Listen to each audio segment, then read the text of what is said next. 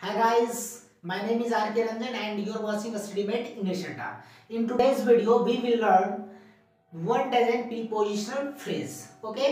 So दोस्तों आज का जो सेशन है वो काफी ज्यादा हेल्पफुल होने वाला है उन तमाम स्टूडेंट्स को जो सरकारी नौकरी की तैयारी कर रहे हैं लाइक एसएससी, बैंकिंग या फिर competitive other competitive exams like air force ये सब। ओके गाइस, और जितने भी बोर्ड्स एग्जाम देने वाले स्टूडेंट्स हैं चाहे वो बिहार बोर्ड के हों या सीबीएसई हो या फिर आईसीएसई हो। ओके गाइस, जितने भी बोर्ड्स के एग्जाम होंगे उनमें भी ये सारा जो क्वेश्चन आज मैं बताने वाला हूँ। ओके, 1 दर्जन इनका टोटल 1 दर्जन प्रीपोजिशनल फ्रेज ये काफी ज्यादा आपको सारे एग्जाम में मदद करेंगे। ओके गाइस, क्योंकि ये जितना भी क्वेश्चन मैंने लाया है बिल्कुल चुन चुन करके लाया है। ओके गाइस, जो कि आपके एग्जाम के लिए काफी ज्यादा इंपॉर्टेंट है। ओके, सो गाइस आप इस वीडियो को अंत तक देखें, इस वीडियो में लास्ट तक बने रहें जिससे कि आपको अच्छे से समझ में आ जाएगा। ओके गाइस, तो चलिए शुरू करते हैं बिना किसी देरी के आज के इस सेशन को।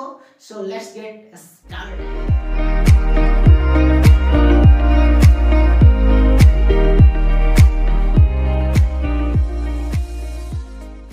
ओके दोस्तों, तो चलिए शुरू करते हैं आज के इस सेशन को। गाइज आज का जो सेशन है ये काफी ज्यादा इंपॉर्टेंट है। ओके, सो गाइज आज का जो टॉपिक है वो टॉपिक क्या है?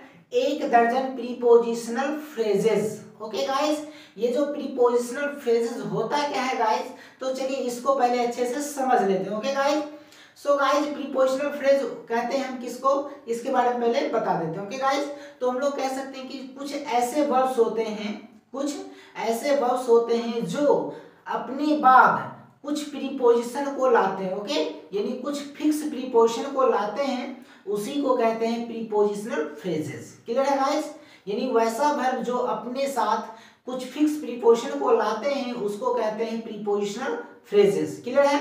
या फिर दूसरे शब्दों में इसको कहें गाइस तो V1 या फिर कह सकते हैं main verb plus preposition. Main verb plus preposition is equal to prepositional phrases. Clear है? आई होप कि आपको अच्छे से समझ में आ गया होगा कि प्रीपोजिशनल फ्रेजेस क्या होते हैं। ओके गाइस, और इससे पहले दोस्तों मैंने प्रीपोजिशन का A to Z जो वीडियो है वो बना दिया है। ओके, वो वीडियो प्लेलिस्ट में डाला हुआ है, उसका लिंक मैं डिस्क्रिप्शन में दे दूंगा। अगर आपने उस वीडियो को नहीं देखा तो आप उस वीडियो को भी जाके वहां से वॉच कर सकते हैं। ओके, सो गाइस चलते हैं। देखिए सबसे पहले क्या लिखा हुआ है? 1 दर्जन प्रीपोजिशनल फ्रेजेस। क्लियर है?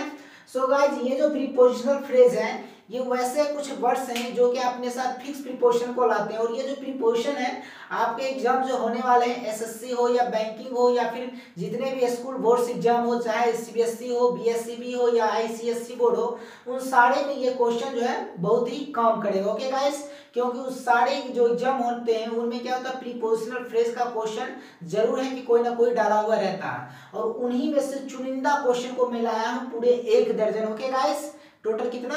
1 डजन लाया हूं जो कि आपके एग्जाम में फिक्स है, कोई ना कोई टच करेगा। ओके, सो चलिए देखते हैं कौन कौन सा है।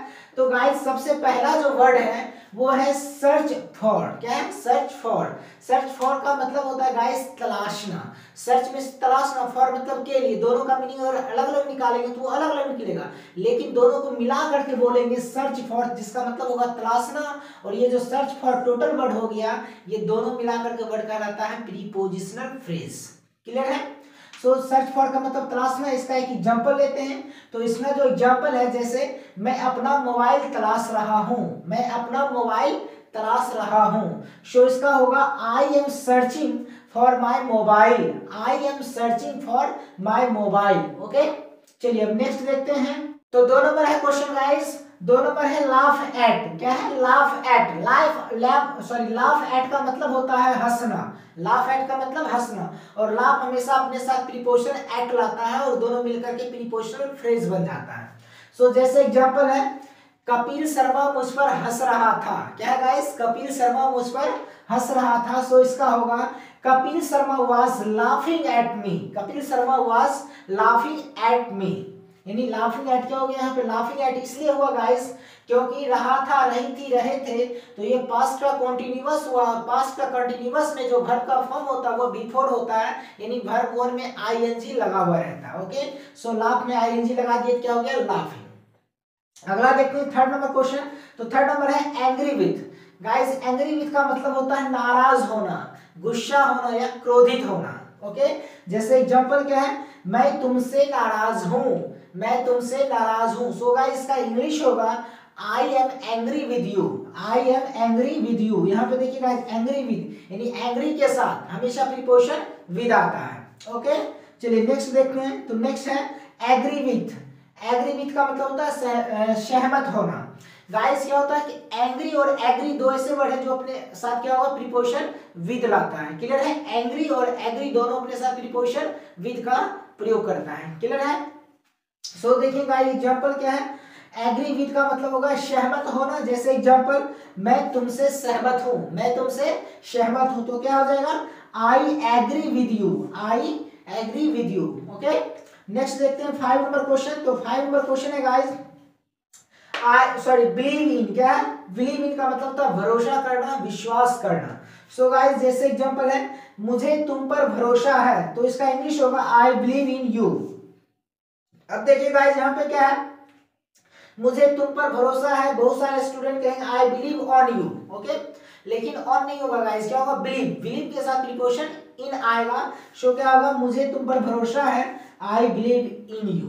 क्लियर है? अगला देखिए 6 नंबर है स्टैंड फॉर। स्टैंड फॉर का मतलब होता है मतलब होना। स्टैंड फॉर मीन्स मतलब होना। जैसे एग्जांपल है एमबीबीएस का मतलब master of medicine and master of surgery होता है। ओके यानी एमबीबीएस का मतलब मास्टर ऑफ मेडिसिन और मास्टर ऑफ सर्जरी होता है। सो गाइस इसको इंग्लिश में कहेंगे MBBS stands for Master of Medicine and Master of Surgery। अब देखिए गाइस यहाँ stands यहाँ s इसलिए लगा क्योंकि ये क्या है प्रेजेंट का इंडेफिनिट टेंस है, सिंपल प्रेजेंट है तो होता है होती है क्या ता है ती है ते हैं, तो ये क्या simple present tense. Simple present tense में गाइस क्या होता है कि V1 या V5 आता है। ओके जब थर्ड पर्सन सिंगुलर नंबर रहता है तो V5 आता है, तो इसलिए यहाँ पे एमबीबीएस का थर्ड पर्सन सिंगुलर नंबर है, कोई डिग्री की बात हो रही है, इसलिए क्या होगा गाइस यहाँ पे एस लगेगा लगा है, इसलिए क्या होगा स्टैंड्स। अगला देखते हैं तो अगला क्या हो जाएगा डील इन। डील इन का मतलब होता है कारोबार करना या व्यापार करना। ओके जैसे एग्जांपल मैं कपड़े का व्यापार करता हूं, तो क्या हो जाएगा I deal in clothes, I deal in clothes. देखिएगा यहाँ पे क्लॉथ का थोड़ा सा एक चीज यहाँ पे मैं डिस्कस कर देता हूँ। क्लॉथ जो वर्ड है ये हमेशा कंफ्यूज करता है, कभी क्लॉथ CLOTHES लिखा जाता है तो कभी CLOTHS लिखा रहता है। जैसे यहाँ पे CLOTHES लिखा हुआ है, दूसरा है CLOTHS क्लॉथ। गाइस ये क्या है क्लॉथ जो होता है ये हमेशा ऑलवेज नाउन होता है। ओके ये क्या होता है ये हमेशा नाउन का काम करता है CLOTHS।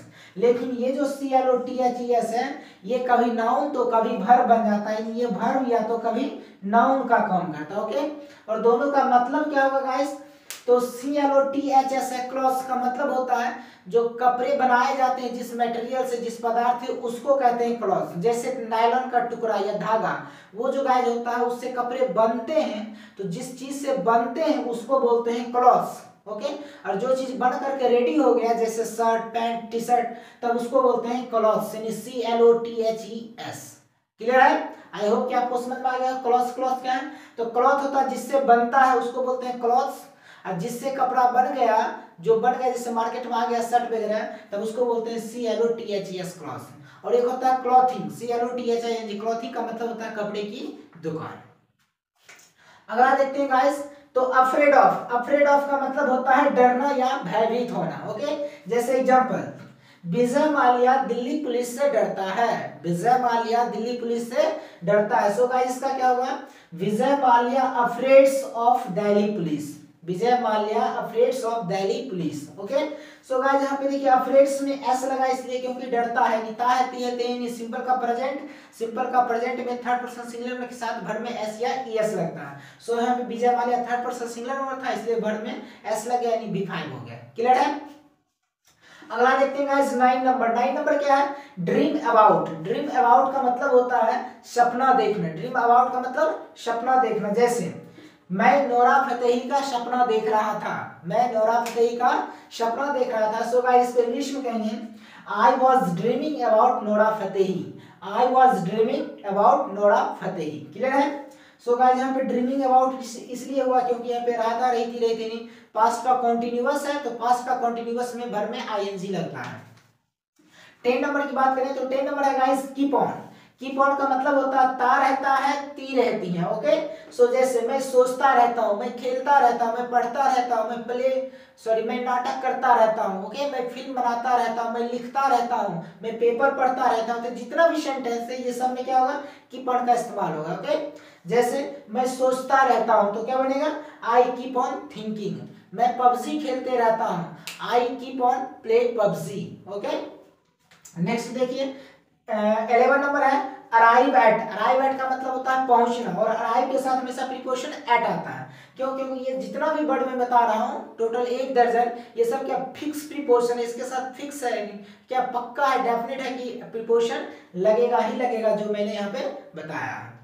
अगला है अराइव एट का मतलब पहुंचना। जैसे एग्जांपल, मैं स्टेशन पहुंचा, मैं स्टेशन पहुंचा। सो गाइस इसको इंग्लिश में कहेंगे आई arrived at the station. Arrive के साथ क्या होगा, एट प्रीपोजिशन होगा। क्लियर है। नेक्स्ट 12 नंबर क्या है, 12 and last number made of. Made of का मतलब होता है का बना है, की बनी है। जैसे एग्जांपल, ग्लास ब्रिज कांच का बना है, जैसे अभी राजगीर में हाल ही में बना है तो इसको हम लोग कहेंगे ग्लास ब्रिज कांच का बना है। इसको इंग्लिश में कहेंगे glass bridge is made of glass, या ग्लास के जहां पे आप लोग लेड का भी इस्तेमाल कर सकते हैं। ओके, लेड का मतलब होता है शीशा, यानी glass bridge is made of glass और लेड। क्लियर है गाइस। ये जितना भी वर्ड में बताया गाइस, ये जो क्या है डेली यूजेज सेंटेंस जो होते हैं उसमें भी आप इसका इस्तेमाल कर सकते हैं। डेली जो हम लोग बातचीत करते हैं उसमें भी इसमें से बहुत सारे वर्ड्स होंगे जो इस्तेमाल होते हैं डेली लाइफ में। क्लियर है। सो गाइस आप लोग इसको अच्छे से नोट कर लेना, 1-2 बार अच्छे से पढ़ लेना, आपको माइंड में सेट हो जाएगा। ओके, आप चाहें तो इसका स्क्रीनशॉट ले सकते हैं।